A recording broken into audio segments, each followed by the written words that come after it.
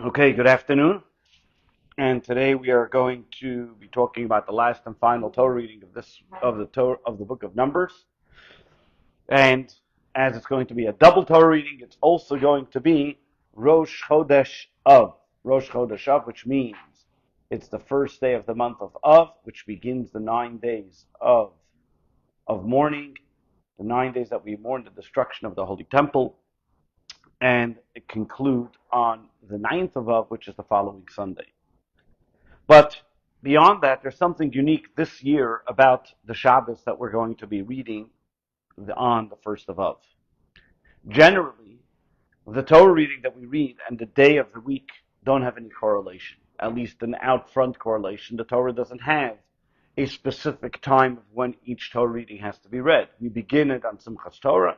Every single week we read another section, so therefore it could be that we'll be reading in the Torah about Passover, and it could be in the middle of the winter. We can be reading about Shavuos, and it can be in the middle of the fall. The Torah readings, the actual text of what we read in the Torah readings, that means the content, the ideas that are read in the Torah, generally have no correlation to the time of when we read them.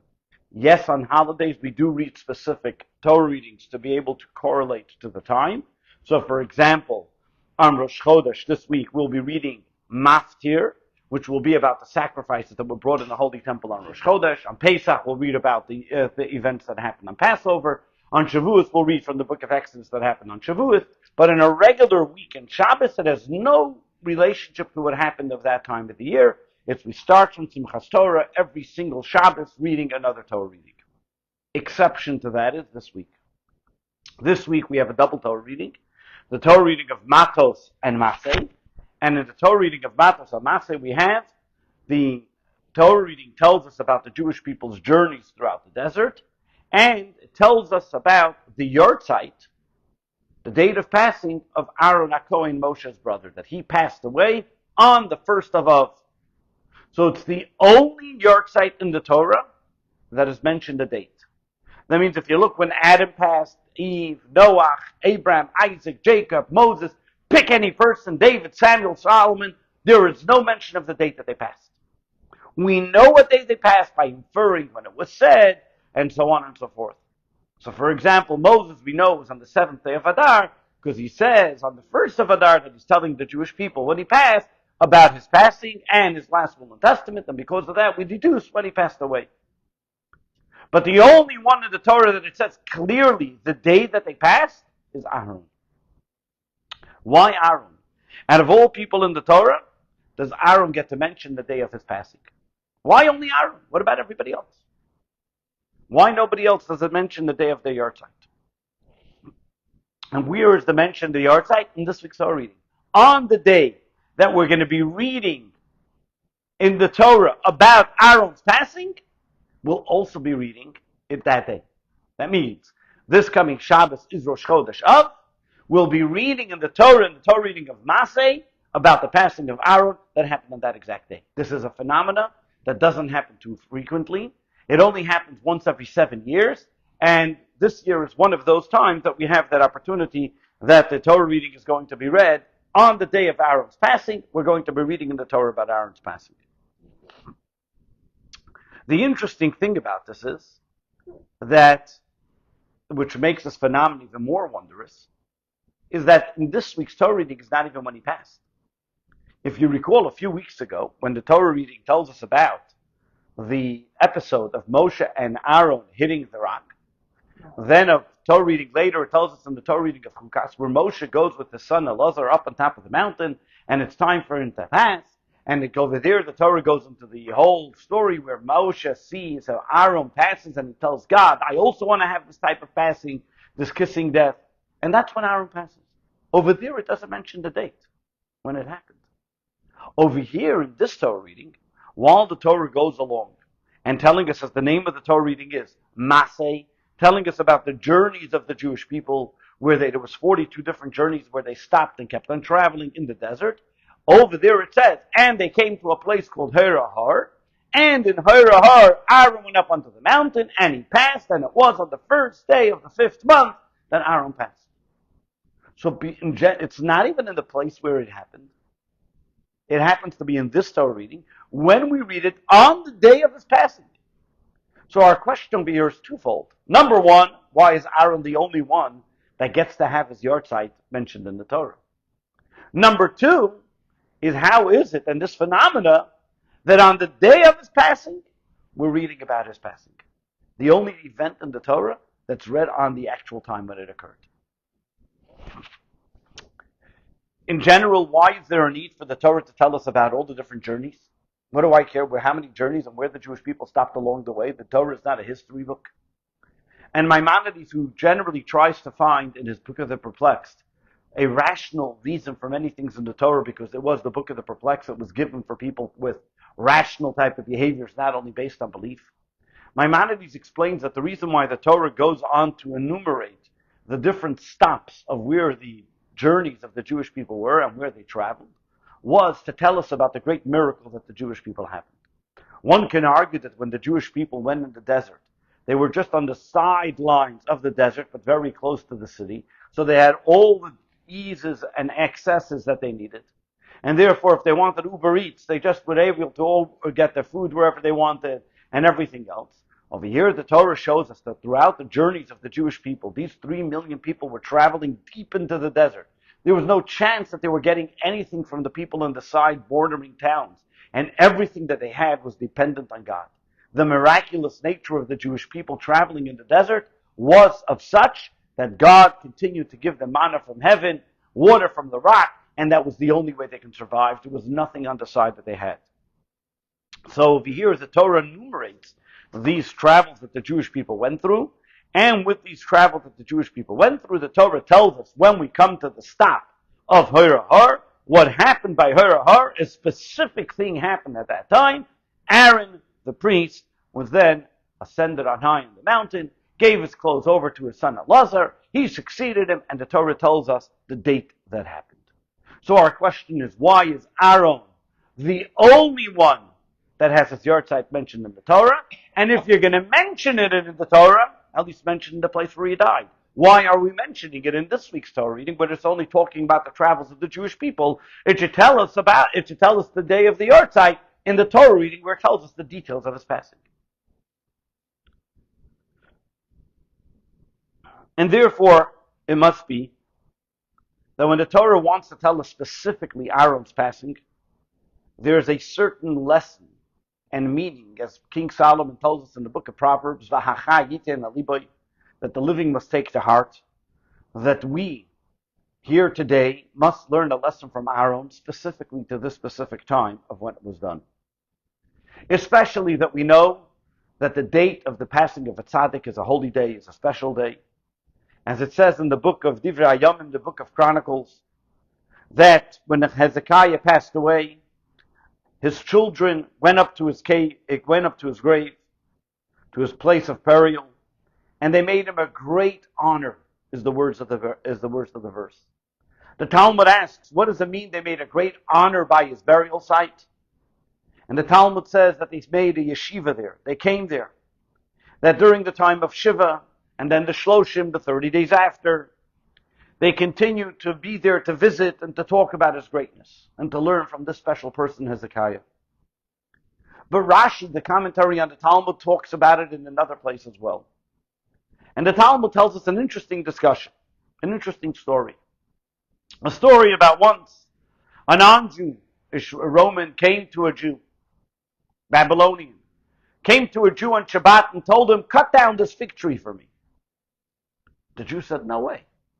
It's Shabbos. The Babylonian tells him, if you don't cut down that fig tree for me, I'm going to kill you the way I killed your buddy. Now, who is his buddy? His friend. His friend, nobody knew what happened. His wife was an aguna. Aguna means a chained woman. She wasn't able to remarry because she didn't know what happened to her husband. He disappeared one day. Now he's hearing the non-Jew say, I killed him. What does he do?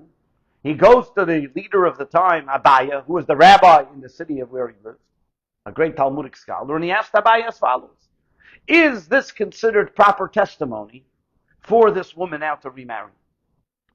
Because now I have a witness. This non-Jew, I didn't ask him. There's a concept in Jewish law which is called Mesiach Lefitumoi.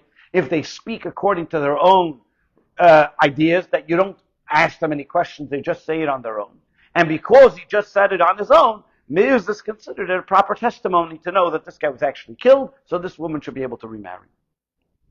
Abaye says, you know what? Wait until the Shloisha Regalim. These are the words, the 3 times of the year that we gather all together and we'll ask the rabbis, then we'll decide what to do. Rashi explains what does it mean? Shloisha Regalim, usually it means the 3 major festivals. And Rashi explains and says that the Amoraim,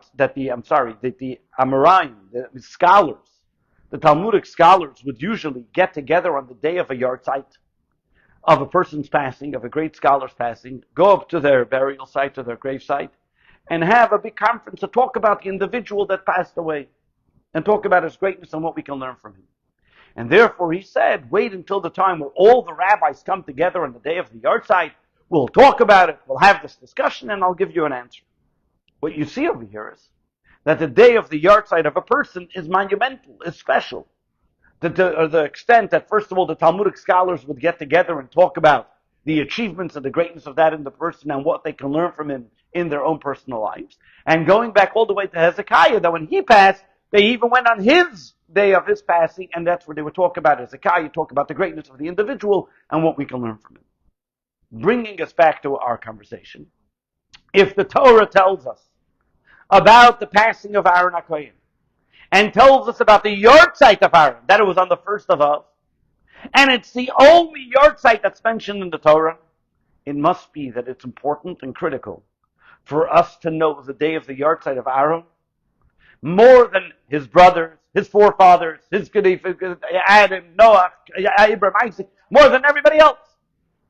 That we should know that Aharon HaKohen's Yartzeit, especially, and that it was specifically mentioned in the Torah reading of MASEI.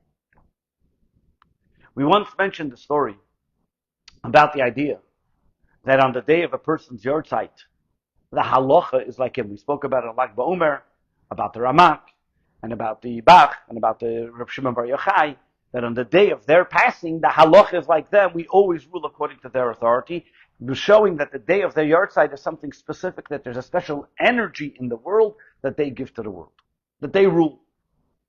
We'll mention the story, we'll say it again, a great story nonetheless. A story about the chassid of the Alter Rebbe, who was not able to have children.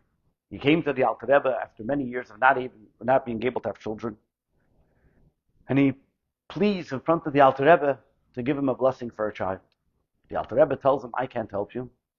But if you go to the chassid, go to the tzaddik of Shlomo of Karlin, ask him for a blessing and see what he can do. He can help you.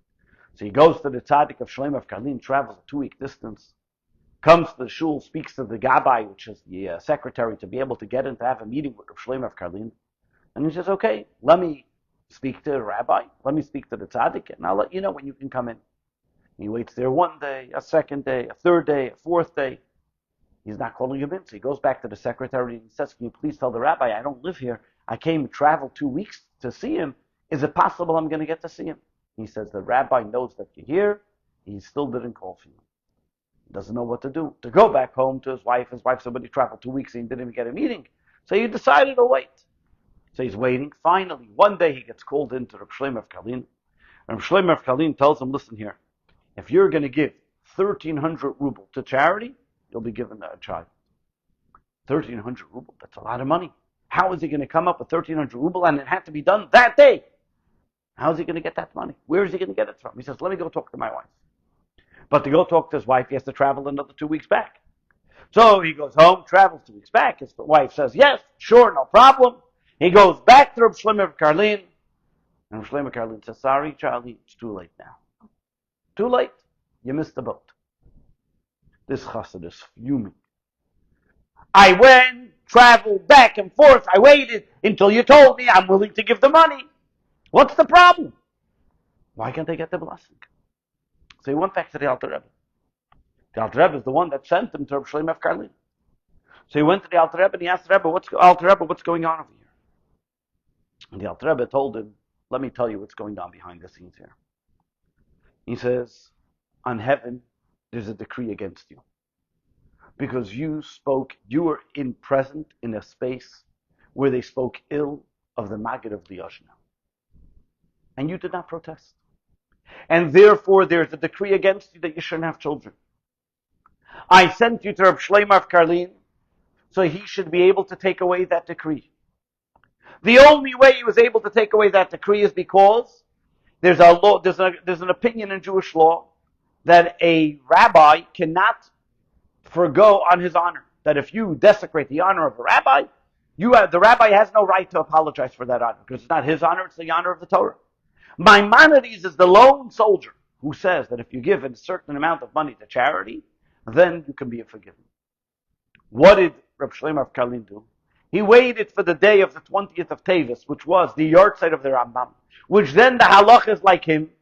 He told you to give that amount of money. The problem was that you did not pay up the money on time, so therefore he couldn't help you. By the time you came with the money, it wasn't anymore the Yartzeit of the Rambam. The halach was like the Beis Yoseph, who therefore says you cannot be forgiven, and therefore you're stuck. By that time, Reb Shlomo of Karlin passed away, he was stuck. Chassidim explained. So why couldn't the Alter Rebbe do that for him? Why couldn't the Alter Rebbe do it? Why did he have to send him all the way to Karlin? Reb Shlomo of Karlin should tell him the whole thing.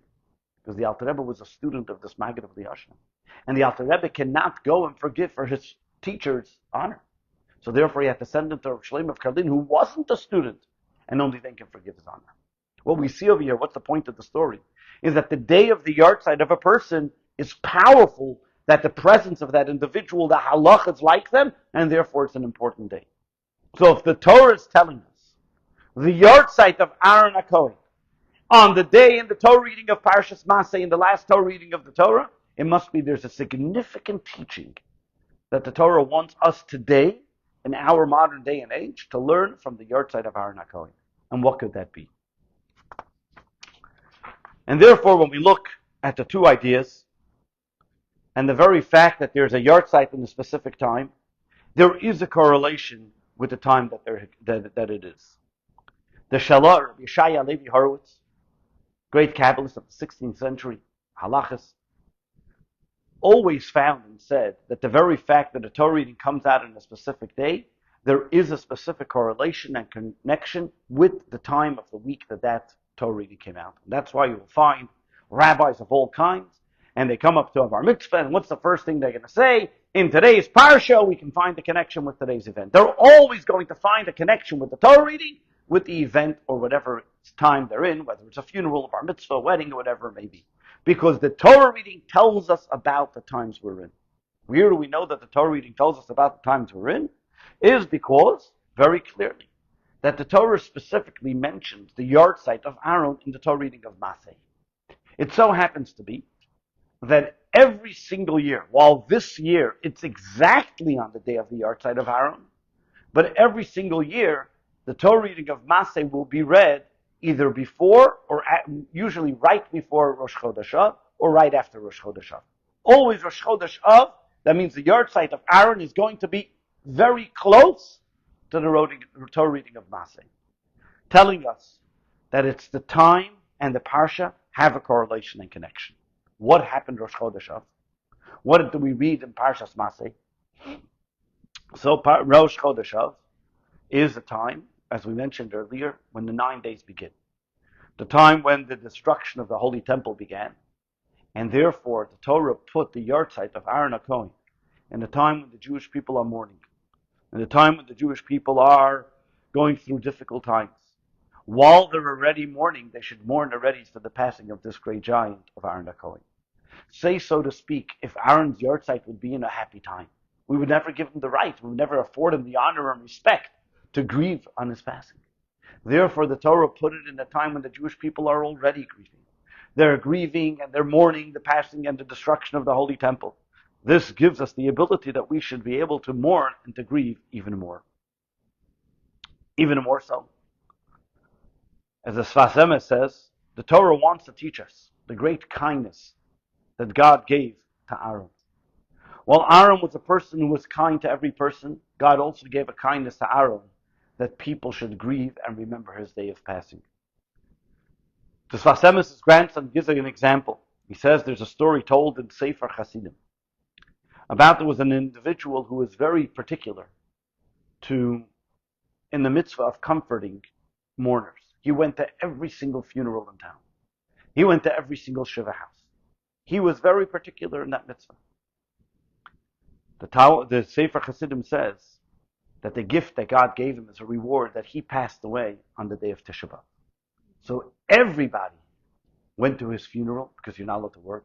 Everybody was wearing non-leather shoes, and everybody was mourning his passing, whether you liked it or not. So too, same idea. When we talk about that, the Torah reading of MASEI, always around the time of Rosh Chodesh Av, always in the time of mourning, that Aharon passed away in this time to remind us the importance, of Aharon, of what he contributed to life, but that every single Jew, as we read in the Torah reading of Mechukas, when Aharon passed, the Torah tells us that every single Jew mourned Aaron's passing.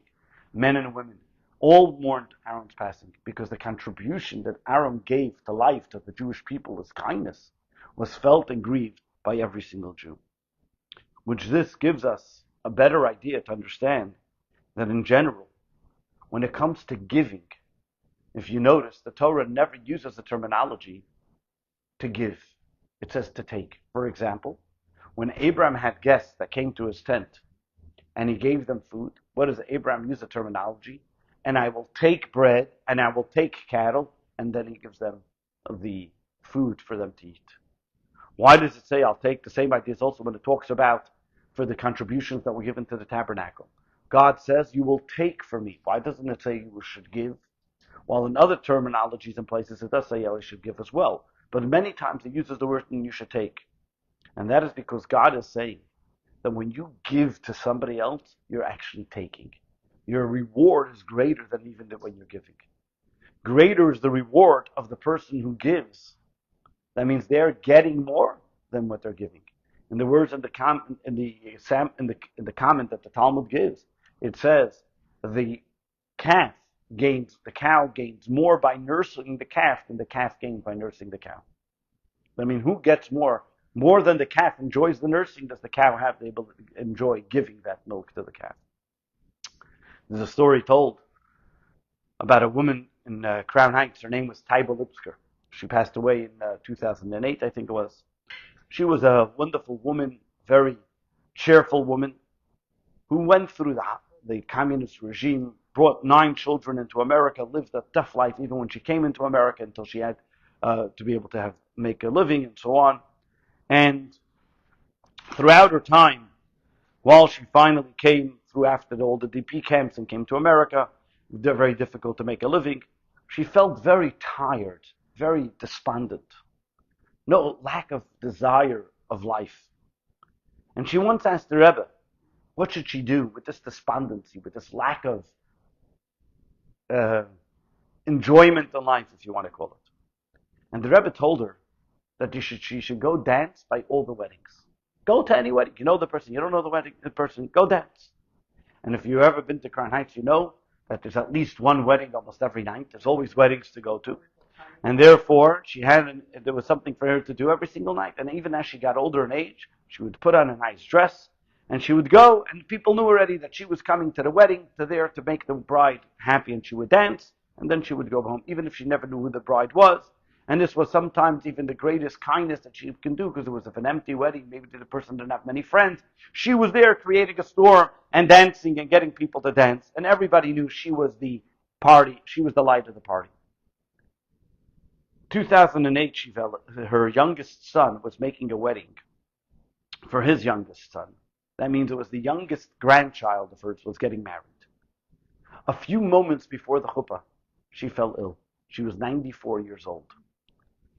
They rushed her to the hospital, and her situation was getting very critical and was going from bad to worse. Quickly, all her grandchildren by the wedding, with their wedding clothes and gowns and everything, rushed to her hospital room to be at her bedside. All of a sudden, the nurses walk in and say, what's going on here? Is this a wedding? And they said, yes. She made sure to be by every wedding, and she's going to die by a wedding. As if she's by a wedding. And that's exactly what happened. She passed the way she lived. When a person gives to life so much, that you think they're giving, but really what they're taking back. They have what to live for. It gives them enjoyment. It gives them satisfaction. The same ideas when we talk about in the time that we're now entering the 3 weeks of mourning, the time when we're mourning the destruction of the Holy Temple. And we read about the passing of Aharon HaKohen. It is the Yartzeit of Aharon. While it may be a time to grieve and we remember the loss of Aharon, but what the Torah is actually telling us is a strategy of how to overcome the destruction of the temple. A strategy of how we can rebuild and then we can get rid of this terrible mourning and bring it to days of joy and celebration. And over here the Torah begins in this week's Torah reading. In the Torah reading of MASEI, and it tells us the Jewish people were traveling. They come to the place called Aharon. And the Torah tells us it was in the 5th month. Be'echad lachodesh, on the first day of the month. What does the word echad mean? One. What was Aharon all about? He was a person who brought people together as one. The idea that he had baseless love for one another. He hugged those people who maybe weren't worthy of being hugged. He loved those people who you would say maybe weren't worthy of being loved. Not only did he love them, but he pursued peace. Aharon went to people who saw that amongst them was baseless hatred. He saw two people not getting along. He would go to one person, he says, the other person really wants to make it up with you. And he'd go to the other one and say, the other person really wants to make up with you. Because Aharon realized that the only way that we can get out of this exile, the only way that we can bring Mashiach is the antidote to baseless hate, is baseless love. And for that reason, in the first of the month, first meaning unity, Aharon passes. In what month? In a month which is seemingly the antithesis of what Aharon was all about. Aharon was about love. Over here we come to a place where the Holy Temple was destroyed because of hate. Think about Aharon's life. Think about in the Torah, where people didn't get along, and in contrast to Aharon. Aharon was a person who did everything from the moment he is first mentioned in the Torah, did everything to be able to pursue peace and to bring love, giving up his own honor, his own dignity, his own respect, only to achieve love in the world. Take, for example, look in the Torah, every time we see brothers mentioned. First set of brothers, Cain and Abel. What do? They kill each other. Literally. Second set of brothers, Isaac and Ishmael. They don't kill each other, but they almost. They don't get along that well until one has to be chased out of the house because of the other. Second set of brothers, Jacob and Esau. Again, they're not getting along. They almost kill each other. They separate. They get back together later on, but harmonious it wasn't. Next set of brothers, Jacob is Joseph and his brothers. Joseph and his brothers almost killed each other, but they make up and then they live in harmony. They live happily ever after. But it was a rough start. Who's the next set of brothers that I mentioned? Is Moses and Aaron. Moses and Aaron, God comes to Moses and tell him, go take the Jewish people out of Egypt. What does God say? Why didn't you send the right person? Why are you sending me? Who is he alluding to? Aaron, his brother. Aaron's older than me. Why are you sending me? Do you speak to my older brother? Not only that, I don't want to offend my older brother. They're getting along. You see the courtesy, the care for one another. What does God tell him? Don't worry, you're the one that's going to go. Aaron, your brother, is going to be your spokesman. But what does the Torah tell him right after those words? You will go, you will meet him, v'samach beliba, he will be rejoicing in his heart. Not only outwardly will he be happy, but he'll have an inner joy. He's going to be very thankful and happy that you're the one that God chose. Aaron's not going to have any resentment that his younger brother is the one that's God's leader. Aaron's not going to have any resentment whatsoever that his younger brother was the one chosen to take the Jewish people out of Egypt. On the contrary, he's going to be your spokesman. He's going to be happy to carry your bag for you. Because Aaron was a person who was, he was the person who got along with everybody. Saw the love, the light, the happiness. He looked to achieve beauty and love and everything. And over here, when Aharon meets Moshe, there's zero animosity. There's no disgruntledness. On the contrary, he gives him love, shines with him, whatever he can do to help him, throughout the 40 years in the desert. You see how they get along so well. Aharon was an individual that we mentioned earlier, that when Aharon passed, it says that all the Jewish people mourned his passing. All the Jewish people. Why all the Jewish people? And Rashi comments because Aharon was a person who made sure that even men and women, while they weren't getting along, families, husbands and wives, he made sure to bring peace into the home. So when he died, the husband and the wife mourning his passing. While Moshe, most of the people that knew Moshe was only the men because he taught them Torah. So Aharon was a person who was able to accomplish more than Moshe, that everybody loved him, men and women and children. It says behind Aaron's casket, when they were taking him to bury him, there were thousands of children by the name of Aharon running behind that these children were born because of the peace that he made between their parents. Why Aharon more than Moshe? Because as we mentioned, what was Aaron's method of doing it? He saw a husband and wife not getting along. He went over to the wife and says, your husband really feels bad. He wants to be able to make up. He goes to the wife and he goes to the husband and says, your wife really wants, and this is the way he brought people together. If you want to call it, he fudged the truth. Did they really say that? They didn't say that. But we know that the Torah tells us. The Torah and the Talmud explains, Muter l'shanis mipnei hashalim. You're allowed to change the truth to make peace. It's one of the times you're allowed to lie in order to bring peace. Moshe wasn't able to do that. Why wasn't Moshe able to do that? Because if you recall, we spoke about two of the greatest enemies of Moshe, his coup that the people of Korach, they tried attacking Moshe, but as they were swallowed into the ground, there was something that they announced. Moshe emes, v'seirasei emes. Moshe is true, and the Torah is true. In order for Moshe to be a conduit, to give the word of God to the Jewish people, he could not have any room for differentiation, any room for something other than the truth. He had to be clear cut to the truth. He couldn't go and tell a person, the guy really wants to get along when he doesn't want to get along. Moshe had to say things the way they were, and because of that, when you say the truth to people, what happens? Truth hurts. People don't like to hear the truth. And people may have not listened to him because of it.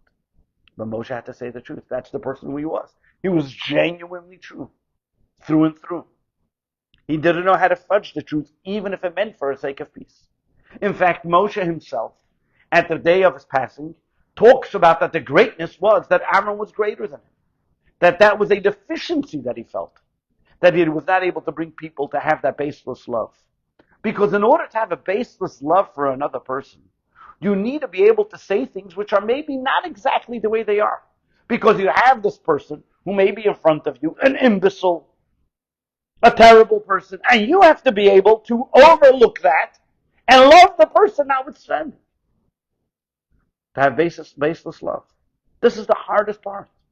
And that's the beauty, and that was the greatness of Aharon. Probably the greatness of Aharon and the challenge of our days today and age.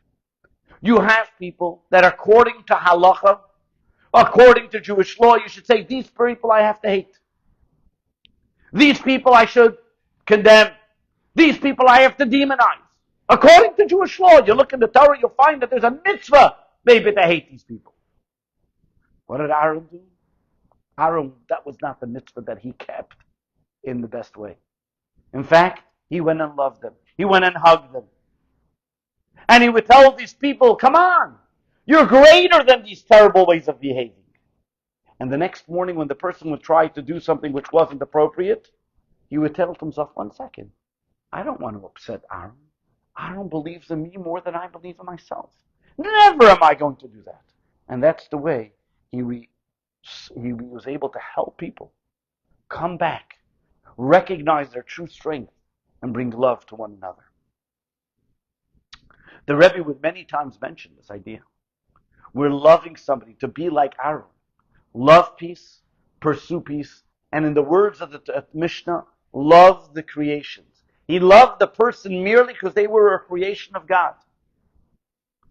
And therefore he was able to look beyond the individual and only see who this individual is because God was created in the image of God. That's all I need to know.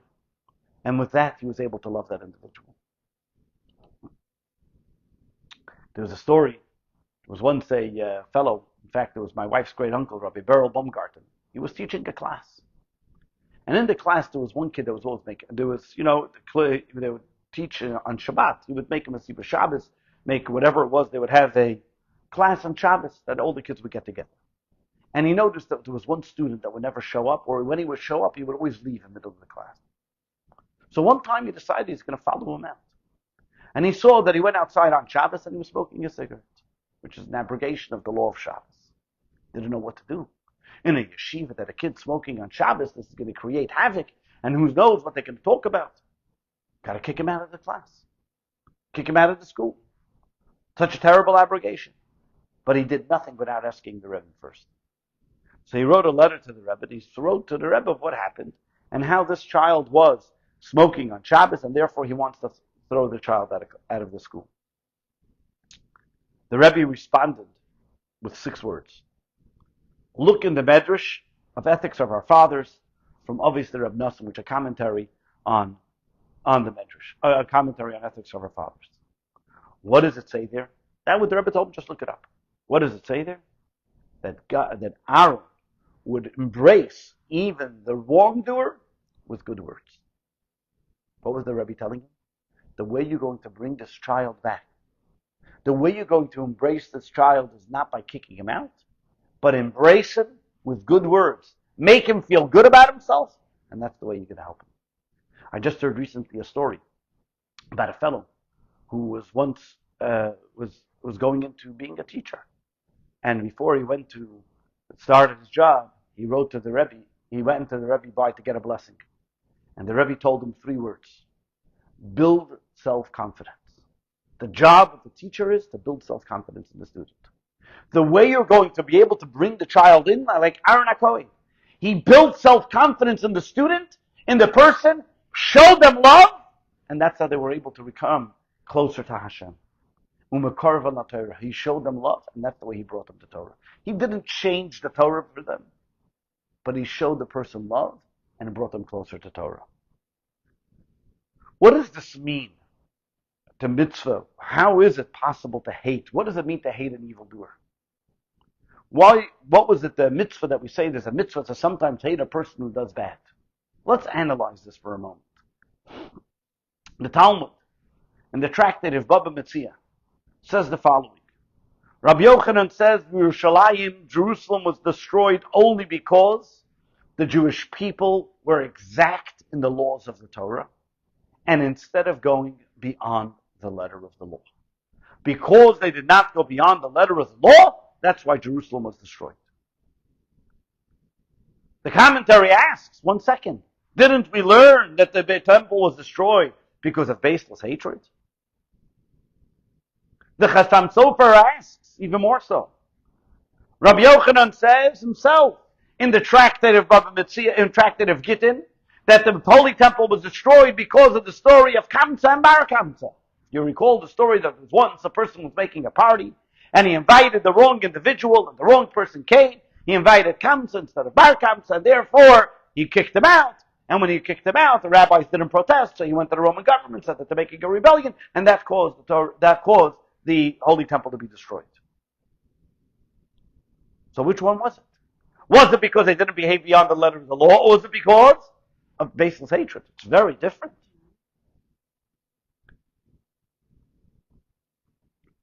So the Chassam Sofer explains and says, if you look at the story of Bar Kamsa, you may ask, what was going on there? What really happened there? What was the big deal? So the guy came to your party. Why couldn't you let him stay there? He was even willing to pay for the party.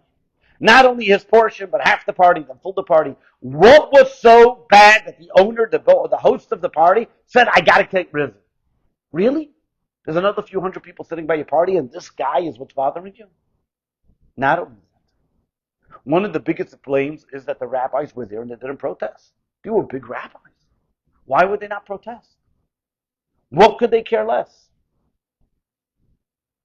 And this, you can say, was the actual sin of the Jewish people at the time, that there was such hatred that 2 Jews couldn't sit together by a party. And it bothered them so much that they had to stop the whole party to get this guy out. But what was going on here? must be that this fellow was a fellow who was not a good person. He was a Rasha.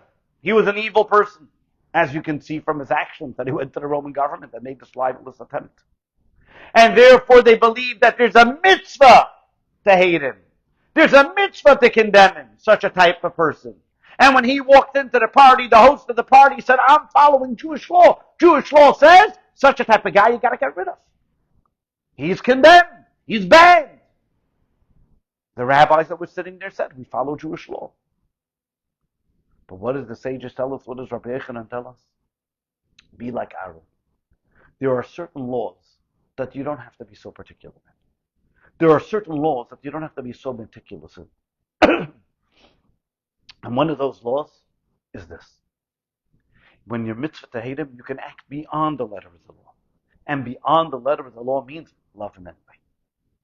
Even though there may be, even though there may be a mitzvah to hate this person, Aharon HaKohen taught us that you have to act beyond the letter of the law. Be lenient in this mitzvah of hating the wicked. And allow yourself to love this person. You may ask, how? How is it possible? How can I hate somebody if the Torah tells me there's a mitzvah to hate him? How can I love somebody if the Torah tells me there's a mitzvah to hate him? So, we look into Tanya, chapter 32. The Tanya helps us out. And the Tanya tells us in chapter 32, talks about loving and hating a Jewish person. How does that work? And the Tanya says, how do I hate if there's a mitzvah that I have to hate this person? How can I love him? And the Tanya says they're both true. You hate the bad in him, but you love him because he's a part of Hashem. He's a child of Hashem. Story told. Once, there was this family, a religious family living in Bnei Brak. They were not a family of Hasidim, from a Lithuanian family, even a family that at times degraded and put down Hasidic people. And one of their children veered off the traditional path and became very secular, to the extent that he wasn't even putting on tefillin and had no relationship with his family. Rabbi Avraham son, a Chabad Chassid from Kfar Chabad, would have a stand every single day in Tel Aviv, where he would be there to help people put on tefillin. This young boy from this ex-Lithuanian boy, ex-religious individual, is passing the tefillin stand, and Rabbi Avraham son calls him over and says, hey, would you like to put on tefillin? He says, I don't believe in this stuff, I don't put on tefillin. He says, listen here, I'm an old Jew, I'm standing all day. Do me a favor, make at least my day feel productive, that I'm standing here all day. Would you like to do me a favor and put on tefillin? So the young boy, he wasn't a terrible guy, he wasn't a bad person. He says, to do another Jew a favor, fine. But to put on tefillin, to believe in God, no. But to do you a favor, I'll do you a favor. And he puts on tefillin. And he put on tefillin with him, and he started talking, and they became friendly, and he started visiting him in his home in Kfar Chabad, and slowly but surely he started returning back to his traditions, and it's even more, and most importantly, back having a relationship with his family. The young man's father felt so appreciative that he decided that he's going to go to New York and thank the Rebbe for bringing his son back to him. He was not a chassid, sometimes even the opposite of a chassid, if you want to call it, but the Rebbe helped his family, so he's going to go. So when he goes to the Rebbe and he asks the Rebbe the following question: how is it possible that while I thank you so much for bringing my child back, but how is it possible that you and the Chabad Hasidim can show love to people who seemingly need to be denigrated according to Jewish law, need to be hated according to Jewish law? It's a mitzvah. You have to hate them if they don't follow Jewish law.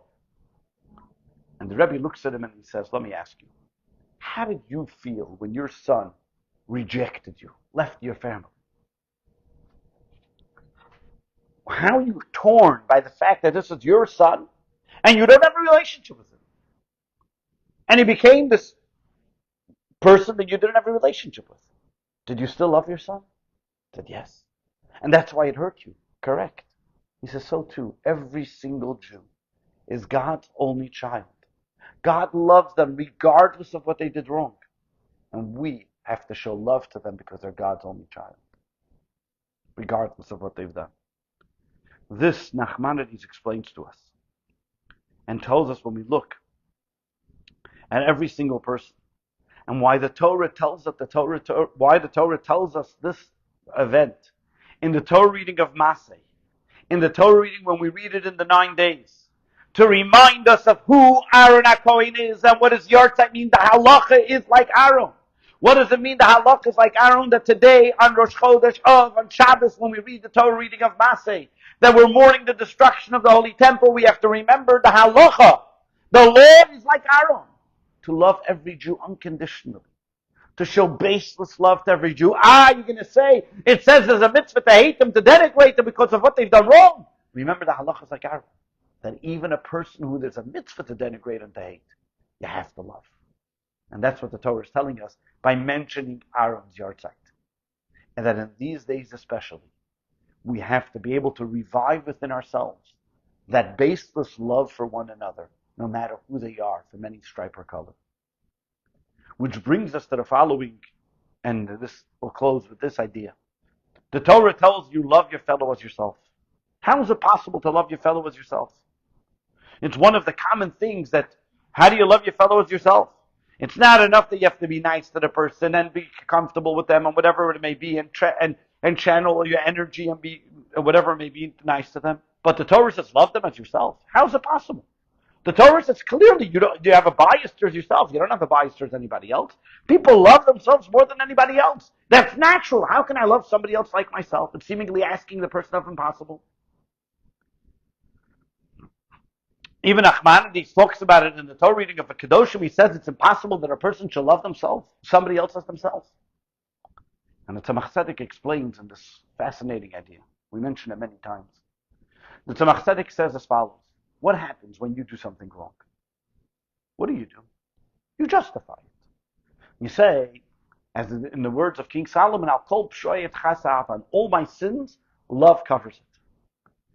I was sorry, I was weak, I really didn't mean it, I was tired. We have abundant of excuses when we do something wrong. When we do something wrong. When somebody else might do the exact same thing, that guy's a thief, he's a this, he's a that, and then we have the whole litany of things about how terrible the individual is. What the Tzemach Tzedek says is, love your fellow as yourself. Those same exact excuses that you make for yourself when you do something wrong, make them for somebody else. The misspoke, the misjudgment, the miss this, the miss that, all the different excuses that you may say for yourself, judge that person the same way. No, we're not telling you don't judge, because you wake up in the morning, you see somebody's car they're driving, and you're already judging how much they make, where they live. Everything is judgment. Automatically. You can't avoid that. That's the way we are. But when you judge them like you would judge yourself. Judge as if you would want somebody to judge you. When you love somebody, when you make up excuses, make those excuses. The test that you want to make for somebody else, put the test on yourself. When you look at somebody else, instead of looking at through a mirror, through a glass, which is transparent, look at it as a mirror. As the Baal Shem Tov tells us, a mensch is a spiegel. A person is a mirror. When you're seeing somebody else, you're seeing a reflective image of yourself. And because of that, when you are able to see somebody else as a reflection of yourself, you're able to justify those excuses for yourself, you will have the same justifications for themselves. The idea of love for one another, baseless love. Yes, we can have disagreements, but we still can love one another. And here's just to conclude with a fascinating story that will help us bring the story home, as they say. Once a fellow comes to a Chassidish city, a very famous Chassidic city, which was called Nevel. Nevel was a place, you had Chassidim, it was known as a Chassidic city. All the people there was a Chassidic rabbi. It was an unbelievable place. It brewed with Chassidism, with Chassidic teachings.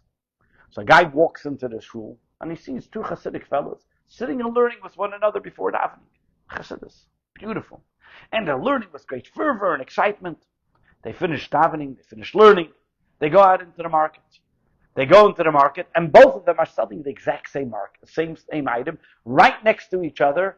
And as you know, in the flea market, one guy says, "Here, buy this for $10." The other guy says for $9, and they're competing with each other, shouting over each other, struggling with one another. says, what's going on over here? Didn't I see these two guys just sit in the shul and learn? They were best of friends and now they're like fighting with one another over another ruble. What's going on here? This doesn't make sense. Okay, the market closes. He goes back to shul to daven mincha. Between mincha and ma'ariv, he sees the two guys sitting back by the table, learning like they're best buddies. He says, I don't understand what's happening here. Either they're fighting with each other or they're schizophrenic. What's happening here?